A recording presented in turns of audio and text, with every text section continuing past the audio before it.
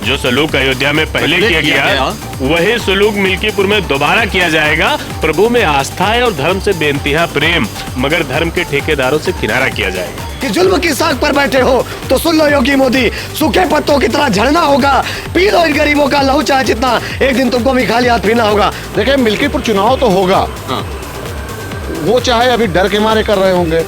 आज अभी जो 10 के सीटों के साथ अगर बदनामी होती तो कम होती, ठीक है। अब वो अकेले कराना चाहते हैं तो अकेले भी आए।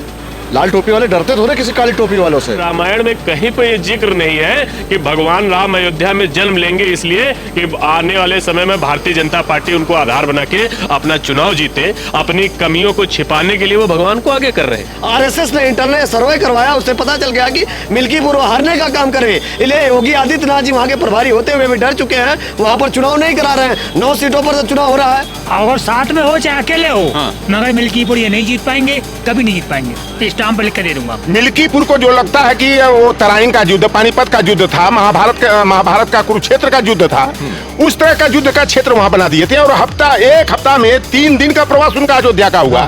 वह अपने शान शौकत से अपनी प्रतिष्ठा से उसे जोड़ दिए थे। 10 की 10 आपकी, समाजवादी पार्टी की पक्का, बीजेपी मतलब 0। कितना बार बताओ, लिख के दूं क्या? नहीं, मुझे भरोसा नहीं हो रहा। खलन हो रही क्या? नहीं, खलन नहीं हो रही, मुझे भरोसा नहीं हो रहा। नहीं, खलन हो रही है। मैं लगता कुछ तो बचना चाहिए ना। नहीं, क्यों बचा में है सर? डबल इंजन की सरकार तो दिया था उत्तर प्रदेश की जनता ने। तो डबल इंजन तो अभी भी है ना। कहाँ एक इंजन खराब हो जाता है ना बार बार। कहाँ खराब हो जाता है? कि धर्म के धुरंधर में तुम ही हो गए और शंकराचार्य जी की बातों को भी नकार दिया। वो कह रहे थे लगातार कि मुहूर्त सही नहीं है, कि धर्म के धुरंधर भी तुम ही हो गए और शंकराचार्य जी की बातों को भी नकार दिया। मंदिर की टपकती छत, धसती रोटी, इतनी जल्दबाजी, तुमने प्रभु के प्रति आस्था को चुनाव के घाट उतार दिया। देखिए मैं बता दूं मिल्कीपुर में क्या होने जा रहा है, उसके लिए एक लाइन है कि जो सलूक अयोध्या में पहले किया गया वही सलूक मिल्कीपुर में दोबारा किया जाएगा। जो सलूक अयोध्या में पहले किया गया वही सलूक मिल्कीपुर में दोबारा किया जाएगा। प्रभु में आस्था है और धर्म से बेइंतहा प्रेम, मगर धर्म के ठेकेदारों से किनारा किया जाएगा। समझ रहे? अब जनता इनकी जो धर्म की ठेकेदारी है वो नहीं चलने वाली है। भगवान रामायण में कहीं पर ये जिक्र नहीं है कि भगवान राम अयोध्या में जन्म लेंगे इसलिए कि आने वाले समय में भारतीय जनता पार्टी उनको आधार बना के अपना चुनाव जीते। अपनी कमियों को छिपाने के लिए वो भगवान को आगे कर रहे हैं। आप जो है विकास पर बात करेंगे, आपकी जमानत जब्त हो जाएगी। आप महंगाई बेरोजगारी पर बात करेंगे, आपकी जमानत जब्त हो जाएगी। क्या आपको लगता है कि भगवान जो है धरती पर अवतरित हुए थे ताकि भाजपा को जो है एक वो दे सके कि बचाव का एक तंत्र दे सके कि हाँ जब आप हार रहे हो तो हमको आगे कर दीजिएगा? और किस तरह का भगवान के साथ धोखा हुआ वो भी आपने देखा। किस तरह रोडें जो है 2 महीने में धंस गई, किस तरह मंदिर की छत टपकी। वहां से भी मैं एक लाइन कहना चाहूंगा कि रामायण में जिक्र है कि जो लोग जो है धार्मिक गुरु थे उन्होंने कभी इच्छा जाहिर नहीं करी कि हमको जो है राजा बनना है। तो वहां से मैं एक लाइन कहना चाहूंगा कि धर्म के धुरंधर में तुम ही हो गए और शंकराचार्य जी की बातों को भी नकार दिया। वो कह रहे थे लगातार कि मुहूर्त सही नहीं है, कि धर्म के धुरंधर भी तुम ही हो गए और शंकराचार्य जी की बातों को भी नकार दिया। मंदिर की टपकती छत, धसती रोटी, इतनी जल्दबाजी, तुमने प्रभु के प्रति आस्था को चुनाव के घाट उतार दिया। अब आप बताइए कि जनता ये समझ रही है कि जिस तरह इन्होंने रेल बेचा, भेल बेचा, इस बार ये भगवान को बेचने आए थे। तो इस बारी जो है जनता जो है पूरी तरह से मूड बना, अगर इनको भगवान से मोहब्बत थी तो जैसे ही ये चुनाव अयोध्या से हारे और प्रधानमंत्री नरेंद्र मोदी जी ने अपने भाषण में क्या कहा, जय जगन्नाथ, जय जगन्नाथ। इसका मतलब था कि वो इनके लिए एक बिजनेस आइडिया थे।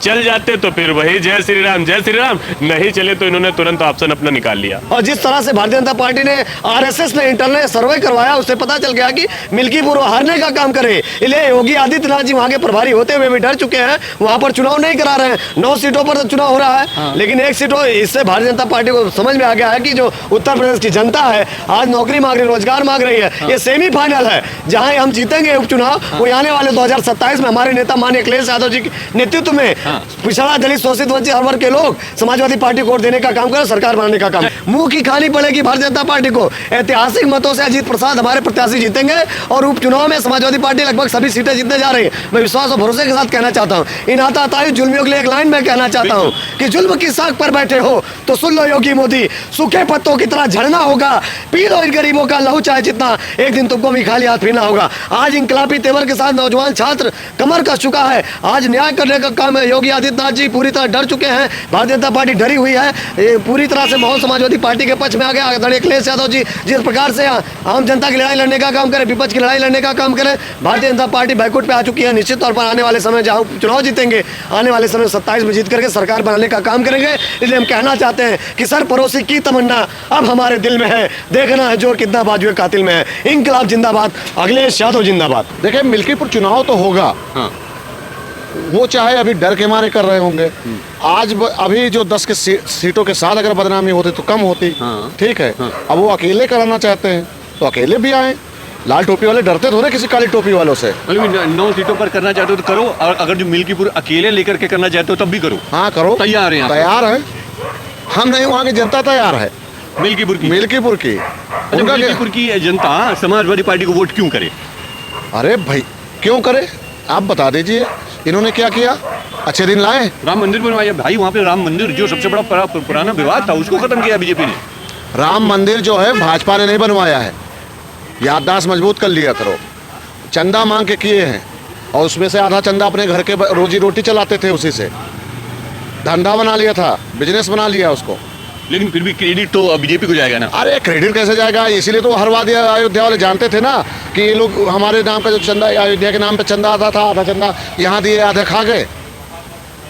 तो फाइनली आपके अकॉर्डिंग मिल्कीपुर में अगर जो चुनाव हो रहा है देखिए उपचुनाव 10 सीटों पे होने वाला है। हाँ। 10 सीटें हमारी हैं। हाँ। और उस पे भारतीय जनता पार्टी कुछ भी कर ले, कुछ भी कर ले, जीतेगी नहीं। 10 की 10 आपकी, हाँ समाजवादी पार्टी की, पक्का। बीजेपी मतलब 0। कितना बार बताओ, लिख के दूं क्या? नहीं, खलन हो रही है? नहीं, मुझे भरोसा नहीं हो रहा है। खलन हो रही है क्या नहीं, तुमको? खलन नहीं हो रही, मुझे भरोसा नहीं हो रहा है। नहीं खलन हो रही है, मैं लगता है। कुछ तो बचना चाहिए ना। नहीं क्यों बचा सत्ता है? में है सर। डबल इंजन की सरकार तो दिया था उत्तर प्रदेश की जनता ने। तो डबल इंजन तो अभी भी है ना। कहाँ एक इंजन खराब हो जाता है ना बार बार। कहाँ खराब हो जाता है? अरे अभी खराब चल हो रहा जाता है, खराब हो जाता है।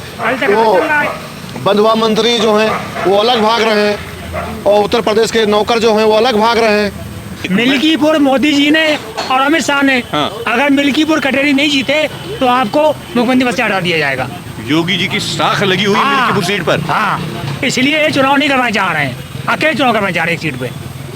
और साथ में हो चाहे अकेले हो, हाँ। मगर मिल्कीपुर ये नहीं जीत पाएंगे, कभी नहीं जीत पाएंगे। स्टाम्प पे लिख के दे दूंगा मैं। देखिए योगी आदित्यनाथ जी, मिल्कीपुर को जो लगता है कि वो तराइन का युद्ध, पानीपत का युद्ध था, महाभारत का कुरुक्षेत्र का युद्ध था, उस तरह का युद्ध का क्षेत्र वहां बना दिए थे। और एक हफ्ता में 3 दिन का प्रवास उनका अयोध्या का हुआ। वह अपने शान शौकत से, अपनी प्रतिष्ठा से उसे जोड़ दिए थे।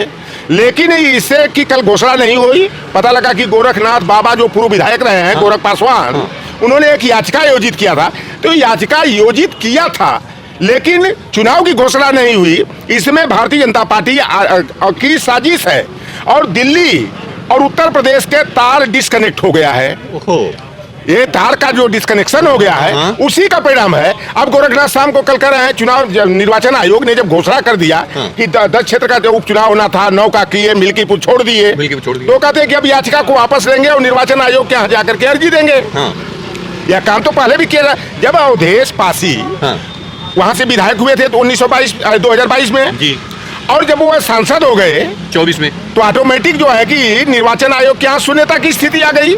लेकिन इसमें यह साजिश रची गई कि जो प्रतिष्ठा दांव पर लगाए थे योगी आदित्यनाथ जी, इनको एक चेतावनी ये हाईकमान की है, अमित शाह जी की और मोदी जी की, इनको नीचा दिखाने का काम किया गया है योगी जी को। और दूसरा एक कारण है, सबसे बड़ा अहम कारण, कि आरएसएस का एक बड़ा गुट जो है योगी आदित्यनाथ के साथ खड़ा है।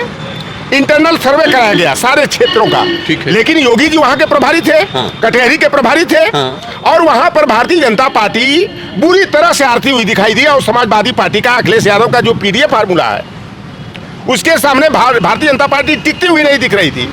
तो यह जब बात आई कि वहां तो भारतीय जनता पार्टी बहुत और समाजवादी पार्टी में बड़ी गैफिंग है, और लाख चाहे वो बीएलओ मुसलमान को हटा दिए, चाहे राजस्व कर्मी और पुलिसकर्मी यादव बिरादरी के, पारसी बिरादरी के थे, तब भी खेल बिगड़ता हुआ दिखाई दे रहा है। यह पासा जो है अखिलेश यादव के पाले में जा रहा है।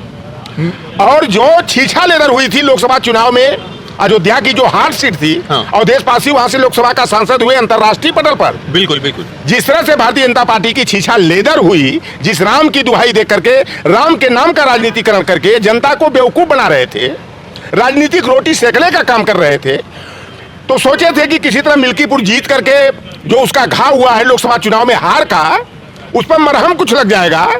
लेकिन लाख कवायद मुख्यमंत्री जी के करने के बाद भी, निषादों को लुभाने के बाद भी वहां पर जो है कि जो गेंद थी वो इनके पाले में आते हुए नहीं बाउंस हो गई। दिखी। इस कारण से जो है कि वहां के चुनाव को विलंबित कर दिया गया और कल चुनाव कराने के लिए जो 13 नवंबर को चुनाव प्रस्तावित है, इसकी डेट की घोषणा नहीं की गई। तो भाई साहब, मिल्कीपुर की मलाई कौन खाने वाला है, ये देखने वाला विषय है हमारे लिए। खैर, और आप हमसे जुड़े रहने के लिए सब्सक्राइब करें YouTube पर, फॉलो करें Twitter पर और लाइक करें Facebook पर। और ज्यादा जानकारी के लिए आपको टाइप करना होगा सिर्फ न्यूज नशा।